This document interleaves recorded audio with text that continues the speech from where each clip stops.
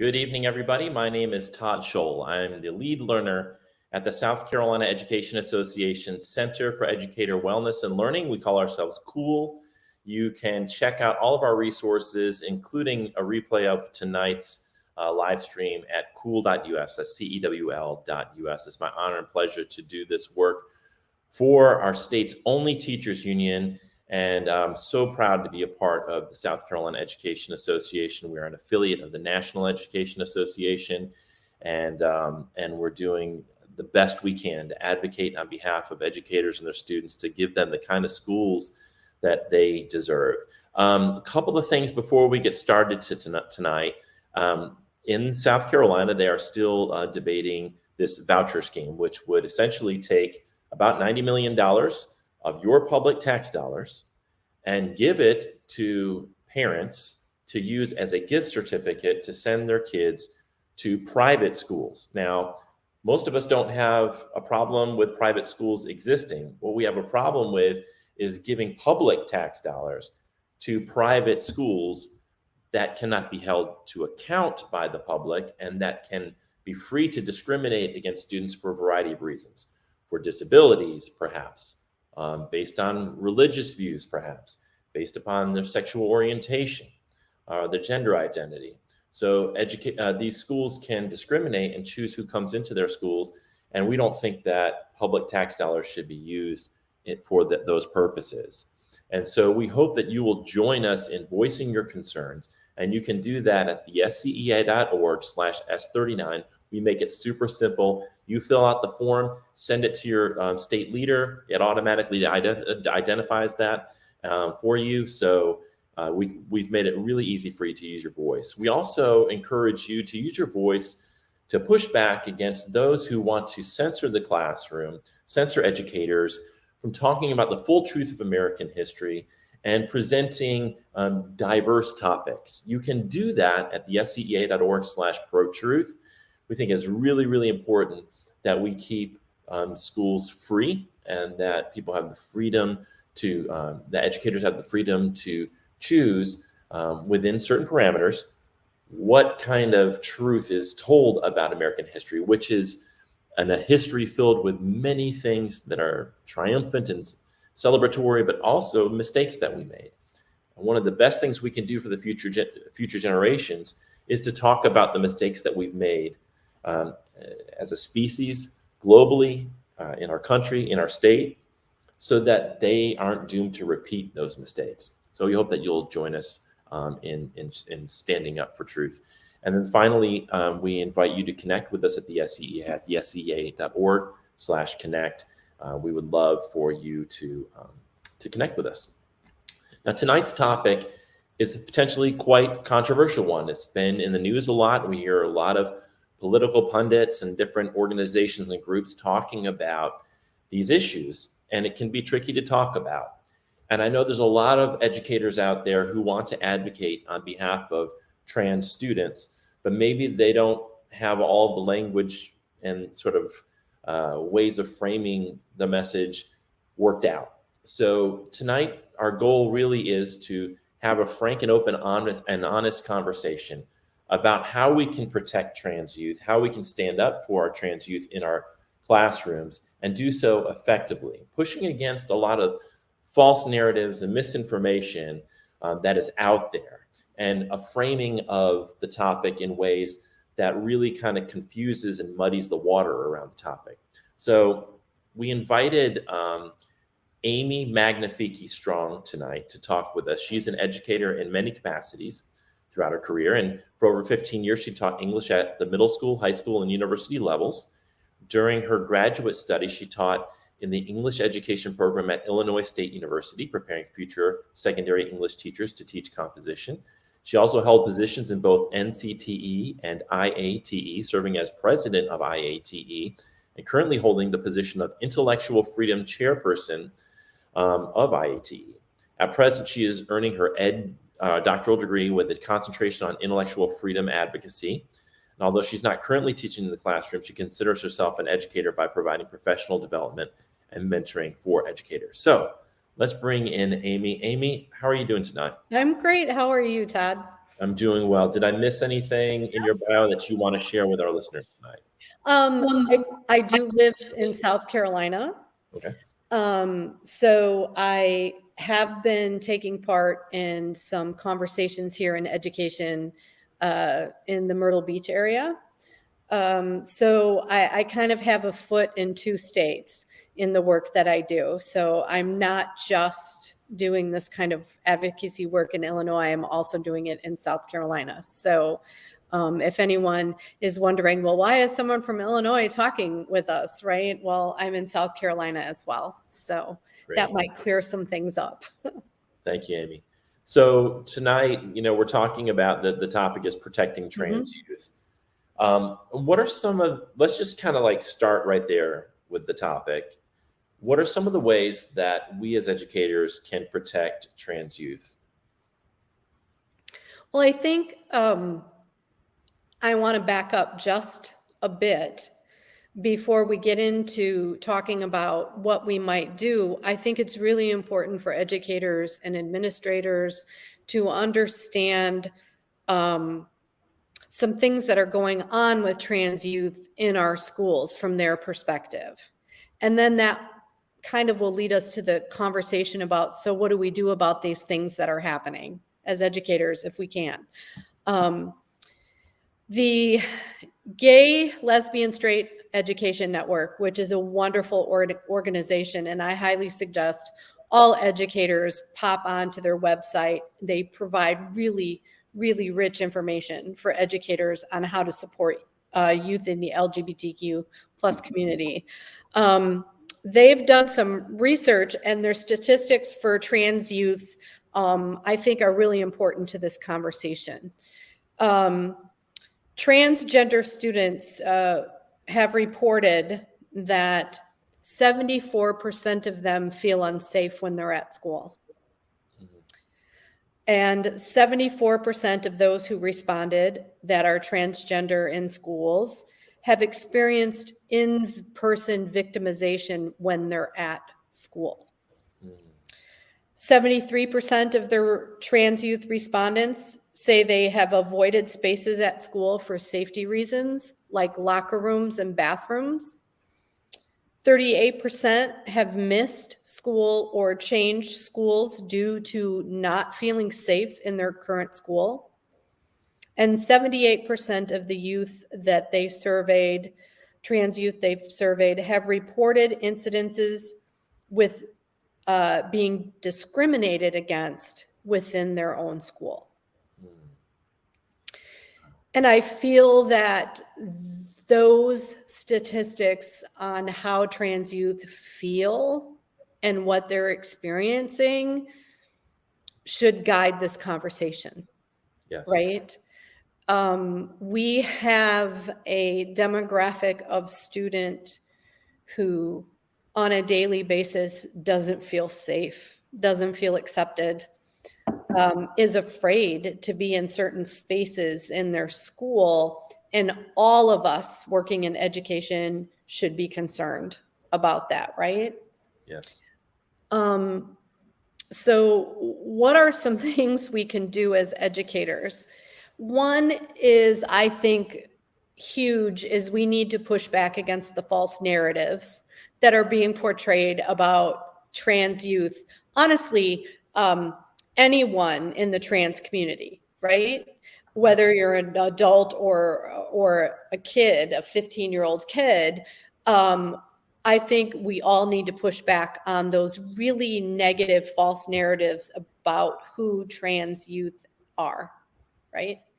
So one of the false narratives that we hear often is that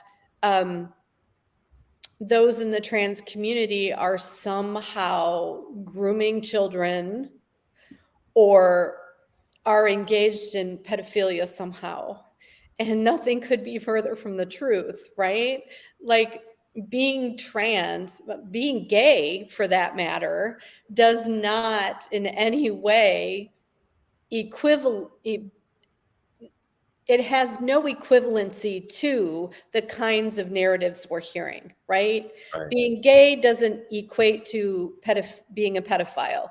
being trans does not equate to being a pedophile. And so I think the first thing we can do as educators is when we hear someone spewing those false narratives is to immediately speak out against them. That's uncomfortable, right? Especially if you're with a group of people who you might be the minority opinion, Right. but we still have to do that because staying silent is just basically saying we support that viewpoint. That's right. Even when we don't. Yeah, it's co-signing it through your silence, sure. Oh, absolutely. Yeah. Right. It's that famous quote about staying silent in the face of the oppression always has you side with the oppressor, right? Your silence is saying you're siding with them. So I think always speaking out about the false narratives. No, that's not true. And maybe going to an organization like GLSEN and getting some real hard facts and statistics about that, right? Because opinion without fact really doesn't amount to much. We know that. So to be able to back up what you're going to say, well, statistically speaking, here's the numbers, right? This is not true. And you can find those numbers. I think that's first. I think second is to somehow show a level of care for every student in your classroom, right? You don't have to show your level of care by calling out a trans student in your classroom, but by showing compassion across the board every day to every student, will give a trans student the sort of green light that you're a safe person, right? Through your actions, through the kinds of conversations you have. If there's a peer in a class with a trans student who makes a derogatory comment about the trans community or the LGBT community at large, being that teacher who redirects that comment, right? And use it as a teaching moment. If you don't allow that to continue in your classroom, you are alerting students who may be trans students that, again, it's a safe space in your classroom because you're not allowing that kind of negative talk. Right. And you should do that for any negative or derogatory or racist or bigoted comment that arises, right? Like, I guess I am sort of the feeling that I would never allow a derogatory Jewish comment to go unchecked in my classroom, or a derogatory comment about Hispanic immigrants, or someone in the Black or brown community, right? I would never allow those derogatory comments to go unchecked. So why would we allow comments about trans youth to go unchecked? It's in the same column as all the other bigoted comments, right? Right. Those little microaggressions that trans students are experiencing, as well as big macroaggressions, but the little microaggressions they experience on a regular basis, we can counter, right? With micro positive reactions. Yeah. You know, I'm a firm believer in grassroots advocacy is really where it's at. And it doesn't get any more grassroots than in your classroom as a teacher. Right. That's on boots on the ground, in the trenches. How you protect everyone in your classroom goes a long way to saying you're a good, safe teacher a good, safe adult for a myriad of students, right? But trans youth in particular. Do you? You know, I was thinking about how I grew up. I was immersed in a culture where transgender characters were seen as comedy relief. Like we think of Klinger on MASH or Mrs. Doubtfire or Yes. any type of issue. It was always seen as comical for a man, like bosom buddies. For men to dress up like women was almost always comedy. And so I feel like there's a generation of us who grew up in that, who like it's wired into us to view this as something to laugh at. And I think that it's really important for us. That's where that implicit biases comes in. And we really have to check that and notice that coming up, because it can come out and really, like you said, in a microaggression. It can come out in a subtle way, just like a joke that maybe isn't really harsh and on the nose, but just like you're like, oh, that's funny. And it's you're kind of laughing. under the radar. Yeah. Yeah. So I think that's where, like, this really requires a humility in all of us to recognize that, especially anybody like 40 plus, we grew up where this just wasn't normalized. And so we grew up in a very heteronormative culture. And now we're seeing the students who are trans coming out and being open about who they are. And I think that many educators just found themselves unprepared for that. And there's not a whole lot of training or conversation around it, because everybody's it's like a third rail. People are afraid to go there. So that's why I think this conversation is so important for us to highlight that, and not to attack somebody, but to say, I go back to Mr. Rogers. Like Mr. Rogers says, I love you just the way you are. And that's what should be guiding us as educators, not trying to judge or label or make fun of or have, we got to figure out how do we ensure that every student feels loved. Absolutely. If only everybody was Mr. Rogers, right? Like he's the quintessential educator and human being, right? He's just such a wonderful human being.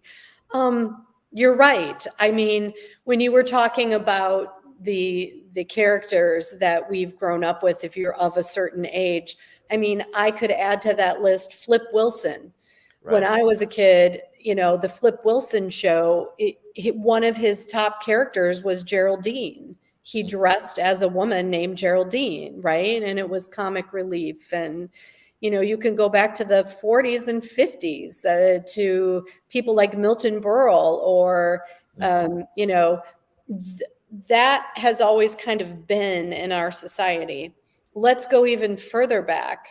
Let's go to Elizabethan times and Shakespeare's times, and it was considered horrible for women to be on stage, right?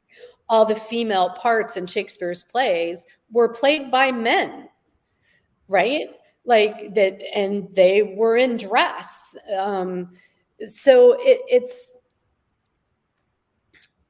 that sort of drag idea has been around forever. But drag and trans are two different things, right? So also learning to parse out the difference. You can be a drag performer, but not be trans, right? You can be assigned male at birth, and you can be a drag performer like a RuPaul, like RuPaul is, but RuPaul is not trans, right? Like he still is embracing the gender he was assigned at birth. He just happens to be a drag performer. Right. And so I think we also need to educate people working in schools, educators in schools, and the public that there's a difference, right? Like a trans student sitting in your classroom is not playing drag. It's not a performance for whatever, right? It's not performative. It is their identity. They sit in that identity. They don't take it off, right? Like RuPaul takes off his drag identity when he's done performing on stage, and now he's RuPaul the man. Trans youth don't do that, right? And I think we have to learn those terms as well, right? That this does not equate to this, and one allows you to go back to who you are, and one is who you are. Right. I think one of the confusing things for people in my generation, so there's a lot of teachers like in the 40s and 50s, you know, we didn't grow up in general. Like, I can't remember going to school with anybody who identified as trans, but that does not mean that trans students didn't exist at that time. It just wasn't a safe place for them to express that. Right. They probably wouldn't have expressed it until they became adults, and right? Right. If ever. So this is why I think there's a lot of people that think this is just a new phenomenon. Mm-hmm. And we know that, but I think there are people that see this as this is just a kind of a fad or a phenomenon that's coming on, and we shouldn't be supporting this. And I think that's where some of this pushback comes from, which is a huge part of the problem, is not accepting the fact that there have been trans people from the beginning of time. Right. It's the getting that out there, that information out there has lagged behind. And what I'm about to say, I in no way am saying that we are where we need to be with someone who's gay, right? A man who identifies as gay, or a woman who identifies as lesbian, we are nowhere as far as we should be in protecting those groups of people as well. But we're a lot farther along in that battle than we are with trans youth, right? So I would say that those of us of a particular age, me included, I know that I went to high school with someone, a boy in my class who we would have back then said, probably he's gay, but we would have never said it out loud, nor would he have, right? Right. So I think that we have moved further in that acceptance but there have always been people in the LGBTQ plus community. It's just that when it became safer to voice who you were is when those changes start coming, and there's always pushback, right? I just don't think we're as far along with trans youth as we are with some other groups in the LGBTQ community. Does that make sense? That does make sense. And one thing I wanted to mention as I'm thinking about this, if I'm watching this, I do want people to know that we are planning a follow-up session where I will have a trans educator and trans students on here to voice their perspective on these issues. And I think that's going to be important to hear from them. And I wanted to make sure that I stated that clearly, because I think that's important. I think it is as well, because too often marginalized groups are kept out of the conversation, right? And we can say that about any marginalized group, right? Oftentimes we're making policies in education, and when I say we, I mean society at large, right? about best education policies for African American students, but there's not a single African American sitting in the room discussing those policies, right? Or the best policies for Indigenous students in education in the United States, but there's not a single Indigenous representative. And so I'm glad you brought that up, because that is important, right? To have those voices, because it's their actual lived experience. Yeah. And that lived experience matters. Yeah. And, as educators, I would like us to embrace all of our students, regardless of who they are, right? Or where they come from. But I also want us to be able to give some people who are working on changing their worldview some grace as well, right? Right. To go through that learning process. That this is, as an educator, there may be an educator who's like, I want to do the best for my students, including my trans students. I don't understand this all yet, right? I don't say that I don't understand it all yet, but I'm working towards understanding. To also give that kind of educator some grace to make some mistakes. Right. As long as those mistakes are always being made in the midst of trying to do better. So I think that's a really good point. And this is something that I hope I don't articulate incorrectly. So I hope that people will give me grace when I say this. So as a cisgender, heterosexual, white male, when I think, sometimes see dialogue taking place, and a person, I know the person's well-intentioned, but they maybe misgender somebody. Right.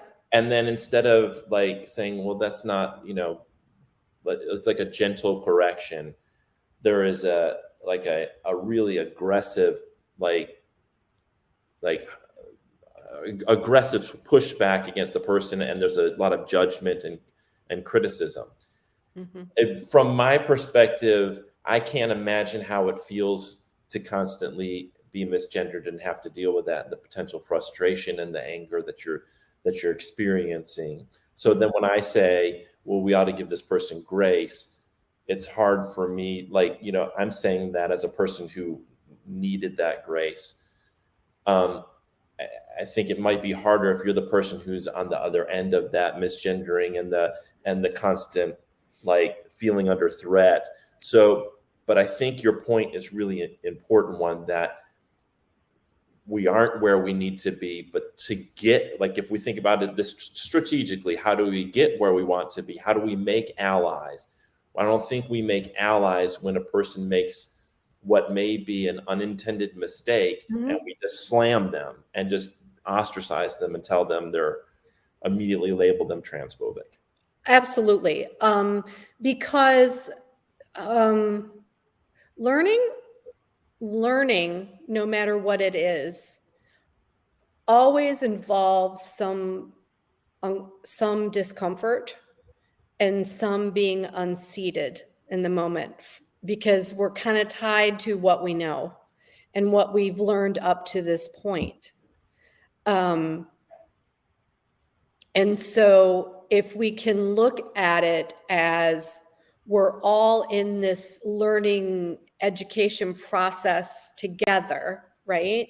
And I really do believe that, especially in education, but honestly, everywhere, in every situation, in order to advocate well for each other, whatever it is we're advocating for, better support of trans youth in schools, better economic opportunities for African American women, whatever it is we're advocating for, it's always going to be best if it can be intersectional, right? The intersectionality of all of us from all walks of life, different places, supporting each other. you can't, you're exactly right. You will never know from your position what it's like to be a trans student and to be misgendered on a regular basis. But I also think that we have a whole lot of trans students who have learned to recognize an innocent mistake versus someone being intentional in misgendering someone. Right. Right? Right. I think we need to give credit for learning how to read the room, so to speak. Let's talk about that for just a moment, Mhm. because I don't want to, I'm afraid we're going to miss this point. And I feel like it's really important because I think it's a day-to-day thing for educators, and that is the utilization of the pronouns that are preferred by a student. Why is that so important for those students? Why is it important for educators to respect that, to honor that request? What is, I mean, and kind of set aside whatever their personal beliefs are about it and honor that? I would approach it this way. Is it important for you as an educator to respect the student with a disability in your room? Is it important as an educator for you to respect in some classrooms, and I've taught in classrooms like this, to understand and respect the identity of the only African American student in your classroom? I've taught in classrooms like that. Is it important as an educator for you to understand and respect the student you have in your classroom who you know is living in foster care? So if it's important to understand and respect all of those identities, how can you say it's not important to respect the identity of a trans student? And part of that identity is their pronoun. Right. And I guess I don't understand any educator who would say, well, so-and-so told me their pronouns are she, her, but I'm not going to do that. It's ridiculous. Well, why? Why is it ridiculous? Right. And truly, I feel like if you are an educator who just doesn't get it, right? You're not there yet. You haven't immersed yourself in enough education about trans students, trans youth. You're just not there yet. You don't get it. You're not sure if you'll ever get it. You still don't have to present that to your student, right? Right. Right. Like, it's okay in your head to go, I'm not quite getting this and I don't understand it all, but okay, I'll use their pronoun. Because what is it? Because I think the accepting of, I don't want to say just the pronoun, because the pronoun is so important in that community. At least accepting that puts you as the educator on the path of being more receptive to understanding, And right? yeah, and It's I it's a little step for you as an educator, but a huge step for the trans youth sitting in your classroom that you have accepted them. and there is a dire consequence when we don't use the pronouns. My understanding is that when trans youth are immersed in environments where their chosen pronouns are used and their identity is accepted and affirmed, that the rates of suicide among those, which are higher, much higher than the general population, that rates of suicide go down when they're in those types of environments. Is that correct? Absolutely. That is absolutely correct. And I think that what educators who are being resistant to trans students in their classrooms are forgetting is that it isn't about the teacher. It's about the student. It's about that human being, that individual who is struggling to just be themselves. And why should you, as the adult in the room, make that struggle any harder? Right? Because at the end of the day, you using the proper pronoun isn't about you, the teacher. Right. It's about the student. Right. And we have to learn to put that aside, who we are aside in that moment. We aren't the center of the universe in the classroom. I know there are some teachers who are going to hate that I just said that, but we're not. The center of our classroom is always the students. Absolutely. You said, and this made me think, there's a lot of teachers that aren't there yet. Mhm. Like, that they're just not there, that they will be respectful and they want to be respectful, but they aren't there yet. Mhm. And I've been thinking after you said that one of the reasons I think they're not there yet is perhaps they don't understand how gender identity gender in general is a social construct. Mhm. And I think that when you start to see it as a social construct, I could give people an example, like the idea that pink is for girls, blue is for boys.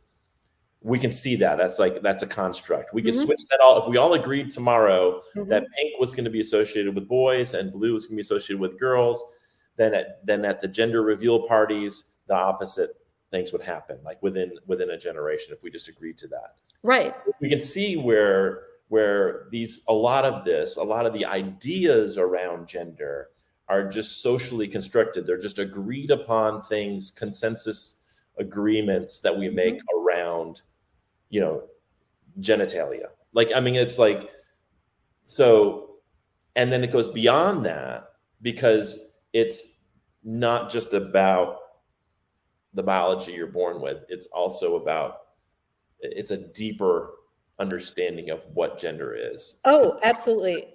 I wish I had it up on my computer. I don't. And after this, I will dig for this article and I will send it to you, Todd. I read this brilliant article by a biologist, a research biologist, about the nuance of how our cells are created and composed, and that it is so much more than just who has an XY chromosome and who has an XX chromosome, right? Like, as beings, there's so much more to it than that, that's nuanced, that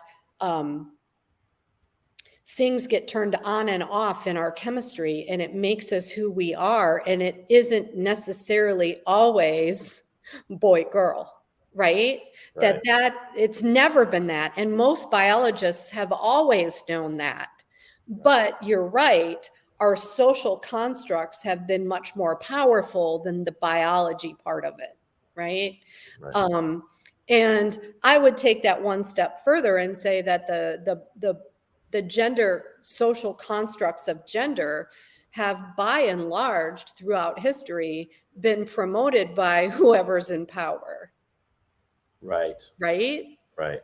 For a specific purpose. Right. The whole concept of race, gender, Yes, those delineations have served people to maintain certain power dynamics. absolutely. We can see that, in patriarchal systems, that Mhm.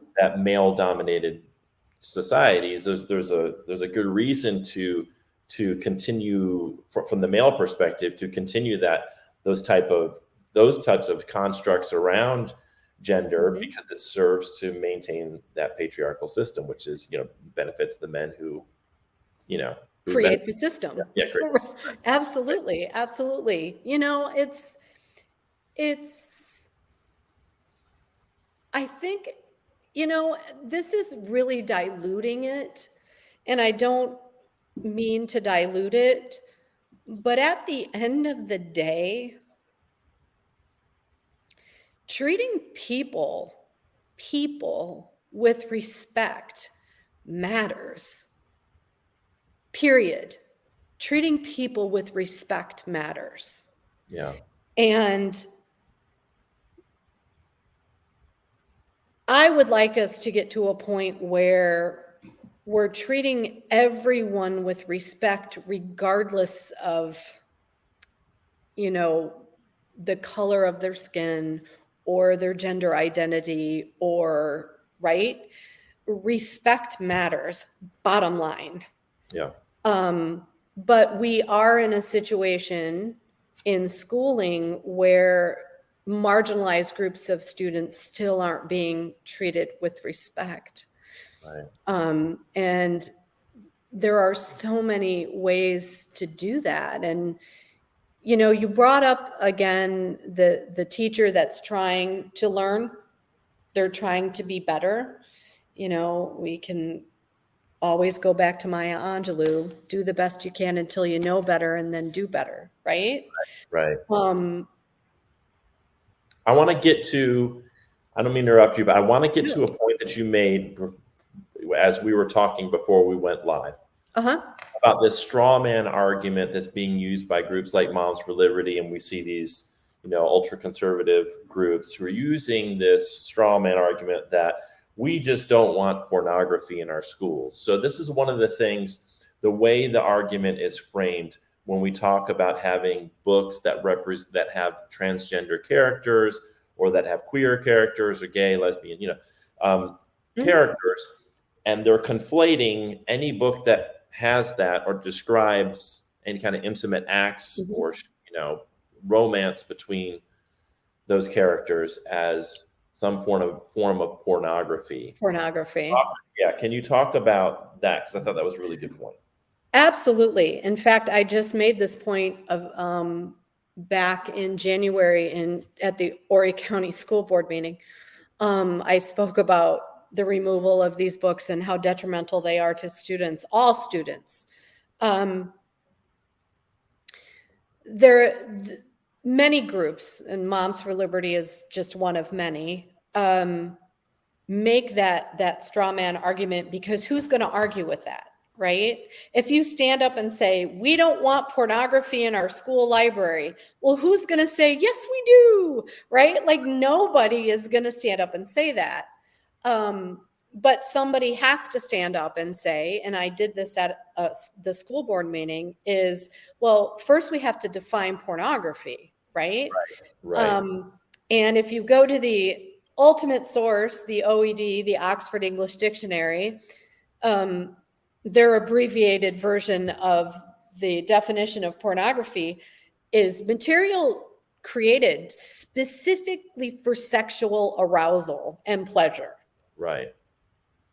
None of the books that are across the country being challenged have not been created for that purpose. Right. Genderqueer, which is an amazing graphic novel, was not created by the author for the sole purpose of sexual pleasure, right? Like, it's an actual story of trying to find your own identity, and the struggles that takes. And yes, that often involves, with teenagers, sex. Like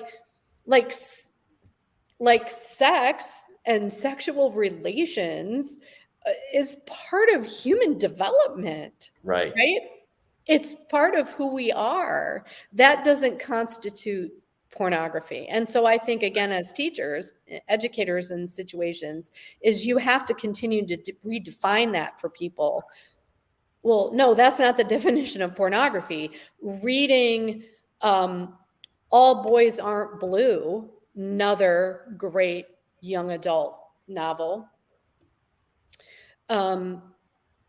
it is not created for that purpose, right? It's created to tell a true lived story about a particular person. We have over 20 plus years of research, educational research, that says students in schools who see themselves and stories similar to their own in the materials they can get at school always do better in school. Right. Right? Representation matters, bottom line.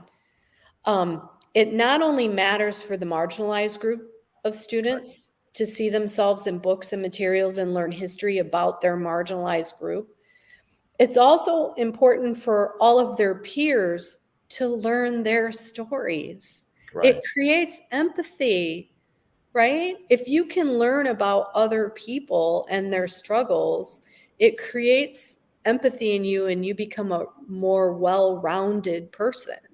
And I think there's a point to be made here too, and this is about the censorship we're trying to fight at the SCEA, is I think we need to sort of delineate, make some things clear. Like, we're not saying that genderqueer ought to be assigned reading to a class of kindergarten students. That's like a no-brainer, right? Right, it's a no-brainer, but I think sometimes we have to make this clear of what we're talking about here. We're also not saying that if you're a parent that we're going to tell you your child has to read genderqueer and you don't have a choice. Like, if you don't want your child to read it, that's a conversation between you and your student based on your values and what's going on in your home. My child, who's he's 18, if he tells me I'd really like to read that graphic novel, it's available at school, and he brought it home, I'd be like, well, okay, great. So why are you reading it? What are you learning? What is it about? Mm-hmm. And for me, in my household, it's fine. They're trying to impose a particular value system on everybody. Mm-hmm. We are saying, we're not trying to impose our value system on you. Please don't impose your value system on us. Absolutely. It should be clear that we ought to be, in a free society, be able to have books, and we all agree, not pornography, but they're defining something as pornography if it has sex in it at all. And the way I push back is the Bible has incest, rape, prostitution, torture, murder, infanticide. So if we're going to if that's going to be the rubric, that it had some sex in it, or is it really the problem that it has sex that you personally don't approve of in the book? And that's where the bias comes in, and that's where this becomes a problem and an infringement on people's freedom of speech and freedom to read and access materials and information that is edifying to them as individuals. You are spot on. And a lot of the work I have done with the National Council of Teachers of English and in the Illinois Association of Teachers of English, professional organizations, and we also do a lot of work with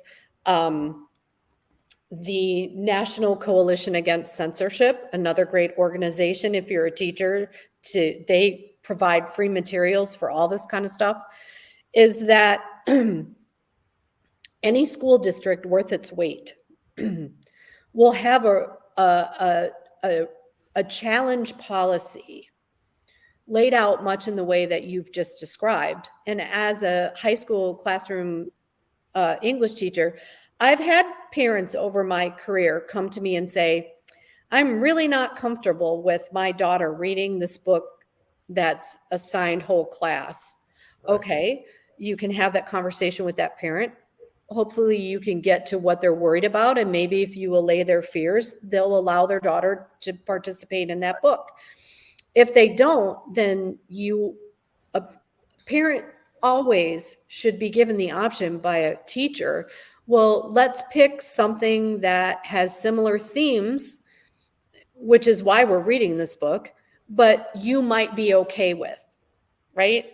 Susie's going to read a different book than the rest of the class, but I can work with you on that, right? Like there's always policies that can be put in place to give parents choice, right, for their son or daughter. Right. But if it's a book in the library, a school district can, and although it's more work for the library staff, can institute a policy where a parent can give to the library staff a list of books. I don't want my son or daughter to check out these titles. Please don't let them check them out. There is a way. Right. There is a way that all parents in a school Yes. get a right. That's what I'm getting at, is we can honor everybody's sort of individual beliefs and values and sensitivities. Mm-hmm. There may be books that my child comes home and I don't want him to read, but I mean, that's not going to happen probably in my house, but the idea here is that I think what's happening is they will take a section from genderqueer or any one of these books. They'll take out a certain pages or certain segments of the book, and then they portray that to the public as though this is what the whole book is. It's just a whole book full of just sexual acts throughout the book, and that's how it's portrayed. And what I'm saying is that would be like saying that the Bible is all about incest or all about rape, just because I can pull out certain passages. And because you can pull out the story of Lot, whose daughter slept with him in order to give him an heir, right? Right. So then is the entire book is not worthy of study or worth having in the library for people to check out as an important historical document, an important religious document.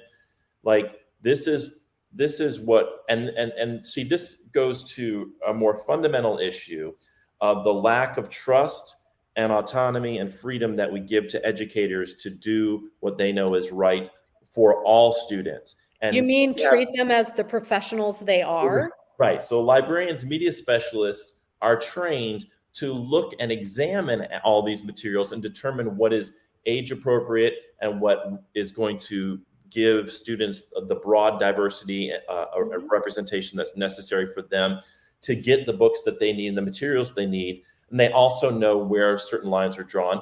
And there are going to be some gray areas, and there's going to be some things we have to talk about.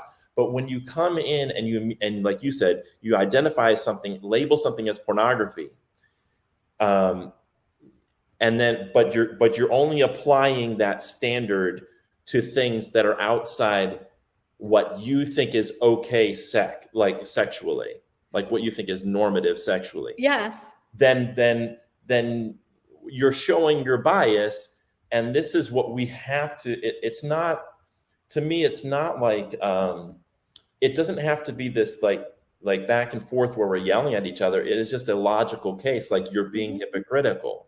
Your standards are hypocritical, and we're not going to tolerate hypocrisy. And your standards are a slippery slope, because, like you said, you could technically apply it to a holy book for many people, the Bible, right? So if you're going to apply your standards to books that contain this, whatever this is that you don't like, where does that end, right? We're going to end up with no books. Right. And that's what's happening, is a lot of educators are now scared in this environment where in Florida, where it's a felony to have certain books, teachers are absolutely scared. So they're like, well, I'm just going to get rid of all of my books. All of my books. Because I don't know which one's going to be interpreted as pornography by this parent. And then what we have happening in South Carolina now is folks who are intimidating librarians, media specialists, educators through FOIA requests, saying, I want every email that they've ever sent that has these search terms. And then they're feeling this sense of intimidation because they're aware of this taking place, including their deleted emails. And now they're like, well, geez, I guess I don't want to get in trouble. I'm going to take that book out. I don't want to get in trouble. And then at the end of the day, yes, it's horrible for teachers and educators. It's horrible for librarians, media specialists. But honestly, the number one stakeholder, I'm going to repeat it loud and proud, the number one stakeholder in a school system are students. Yeah. They are our number one stakeholder. Yeah. People will argue with me that no, it's the parents, it's the community. No, the number one stakeholder is our students, all students, not just students that look like me as the teacher, right? And so we have to do the best for every single one of them, because the whole purpose of the creation of the school is for students. That's right. They are the stakeholders. That's right. You know, if you remove books, let's say the school district removes a book called The 57 Bus. It's an award winner, and if you haven't read it, you should. It's based on a real event in California with a trans student. And it's an award-winning novel, appropriate for high school level. You wouldn't give it to a third grader. If you remove that book because you say the fact that the character is a trans student, and it talks about her sexual orientation, and it talks about trans culture and blah, blah, blah, blah, blah, you as a school district or a teacher or a parent are signaling to every trans student in your school that somehow they are not worth talking about, and that their lived experiences are somehow wrong. Right. And I can't imagine a worse thing to do to any marginalized student is to remove books and materials that represent who they are, as if somehow they are not worth talking about. Right. And this is why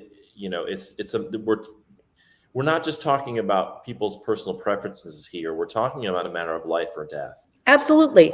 For trans students. Absolutely. And, you know, I wanted to share, I'm going to bring it up. I have it saved here on my phone if I can, and then we'll bring up the other. There's a statistic from the Trevor Project, who's doing wonderful work for the LGBTQ plus community,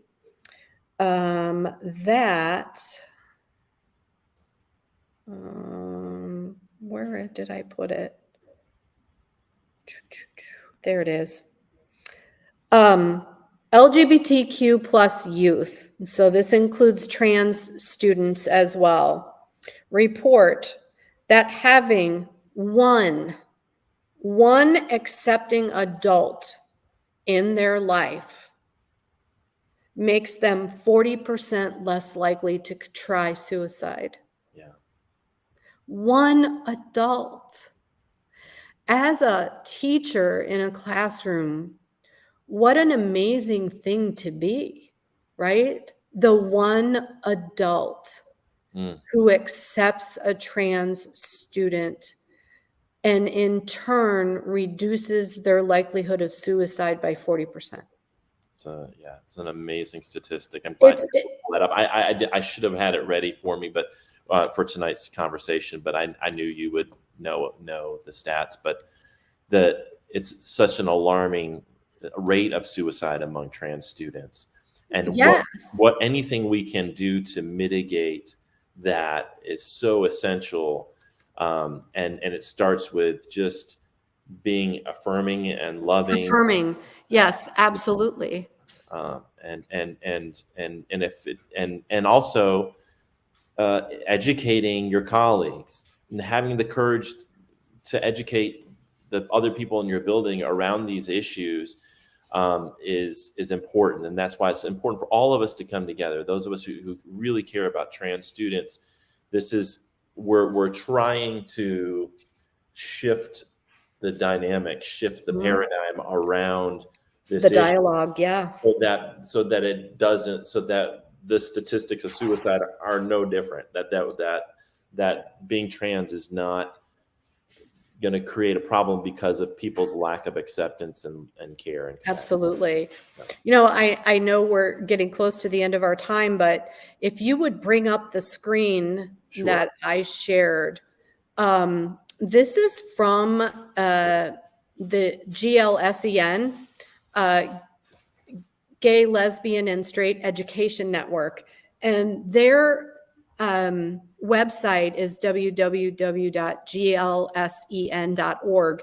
Great resources for educators who want to learn more about advocacy for trans students, for gay, lesbian students, bi students. I just pulled up this blog from them that says that there are 5 things educators can do to affirm trans youth. And 5 is not a lot, right? But I think it's important to think about these, make visible your commitment to the LGBTQ and trans and gender nonconforming students. Put up a safe space sticker. If your school won't allow you to do that, we talked early in our conversation about how you can do that sort of under the radar by how you talk about different people, right? There are ways to let your students, trans students in your class, know that you are affirming them.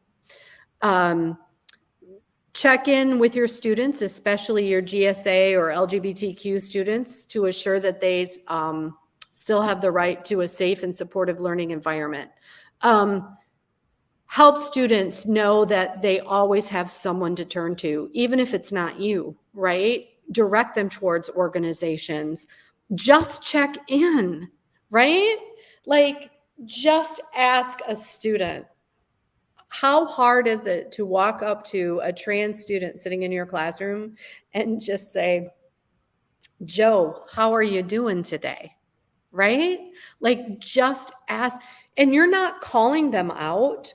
You're not bringing attention to the fact that they are a trans student. Right. You are just asking them how they are. That's huge. Just checking in with your students, finding out what your school's policies are, having discussions with your administration about what kind of policies you would like to see as an educator in that building. Advocate, advocate, advocate, advocate. There's so many ways. Take action with other educators. Find your people in your building, right? As a teacher in a school, you know who your fellow people are as teachers, right? The ones who hold your same views. Make a coalition together that here are simple things we can do to support these students. Grassroots advocacy is huge. I can't stress it enough that as a teacher, as an educator, your priority is the well-being of every student in your classroom, regardless of who that student is. Well, Amy, we are past 8, and I want to honor the time I told you, but I mean, there's so much more that we could cover, and we may need to do a follow-up to this conversation. I am welcome to come anytime you want to talk about, supporting students in school. Well, thank you so much. I appreciate your advocacy. I appreciate your expertise and your knowledge and sharing your heart. And I think that's really kind of what this all comes down to for me, is a conversation about how do we express love and care for other human beings? What is the best parts of ourselves? What is the best part that we can give to the world? And how do we champion and help those who are often receiving the opposite of that, receiving hate and ignorance and living in fear? And so thank you so much Thank you for having me. I really appreciate it. I hope you have a great weekend coming up. Appreciate it. Thanks so much. Thank you. All right, everybody. That was Amy Magnafichi Strong. Thanks to her so much. I put in the comments the link to the GLSEN website. Highly recommend you take a look at that and the different resources that are available to you there. I want to thank Amy for her time and expertise. We are, as I mentioned earlier, I'm in the process of organizing another live stream that will bring on a trans teacher and some trans students to have a different type of conversation around this, to hear directly from those students some things that maybe we're not aware of, and what their perspective is and what their needs are and how they're experiencing life in school. And so I think it'll be great to hear from their voices. So be on the lookout. Hopefully within the next couple of months, we will start promoting that event. But I want to thank everybody who's tuning in tonight and listening with an open mind. And that's really, as we approach these subjects, these are sometimes really hard subjects. But I think if we approach them with curiosity and compassion and patience and kindness, and we come together and talk about things and ask questions and really think through things, we can come out with policy and behavior on behalf of educators that will help our students flourish. And that's really what we should be about, is helping young people flourish, helping them be happy, helping them be at peace, making sure that they have what they need to be successful. And as Mr. Rogers said, making sure that they know that they're amazing just the way they are, and that we love them and we accept them for just who they are today, that they don't have to change anything, they don't have to add anything, delete anything, that they're worthy of their own compassion and worthy of our compassion and their classmates and our colleagues' compassion at all times.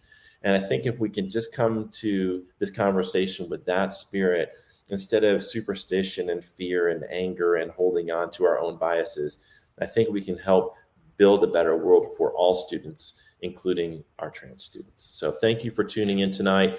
I want to remind everybody, if you're interested in joining the movement, you can look at the bottom of the screen here, join the SCEA.org, or text the word join to 48744. If you like tonight's content, if it resonates with you, ask yourself this: what other association is putting together live streams like this? What other association is advocating on behalf of LGBTQ educators and students?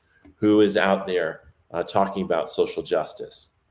Who is out there championing marginalized communities? Ask yourself that, and then ask yourself who you want to be aligned with when you're talking about joining an association. So we are proud to do this work, and I'm so thankful for our leadership and our staff, the folks at the NEA and the folks at the SCEA who support this work. I also want to remind you, please let your voices be heard around the voucher schemes, about giving public tax dollars to unaccountable private schools that could say we don't want transgender students at our school. If that is something you care about, go to the scea.org/S39. And if you do care about having diverse books in our library, if you do care about talking about the full range of American history, the good, the bad, the ugly, make sure you go to the scea.org/pro-truth. And if you don't want to join yet, but you'd like to learn more about the SCEA, just go to the scea.org/connect. Coming up, let me get rid of this little banner here and tell you what's coming up. Tomorrow, I'm going to be driving down to Charleston, and then I'm going to be driving to Greenville. And tomorrow night here in Greenville at a place called the Local Q, we are going to have a conversation with Terrell Brown, who's the president of the Greenville County Education Association, Catherine Schumacher, who's president of Public Education Partners, Adrian Mace, who is an assistant principal and part of the Bold Leadership Network. And if you haven't checked them out on Facebook, please do. They're doing great work. And then Michelle Goodwin Calwile, sorry if I pronounced your name wrong, who is on the Greenville County Schools Board of Trustees. And so we are going to live stream from Local Q from 6 to 7 and have a conversation with these 4 education leaders around the topic of teacher retention. And so we hope that you will join us live. Come on out. It's a free event. There is an RSVP required. Dinner will be provided, but we will also live stream the conversation here. However you're watching it tonight, we're going to live stream this conversation through the same channels. So check that out tomorrow night. We hope that you will join us if you're local, and if not, you'll join us online.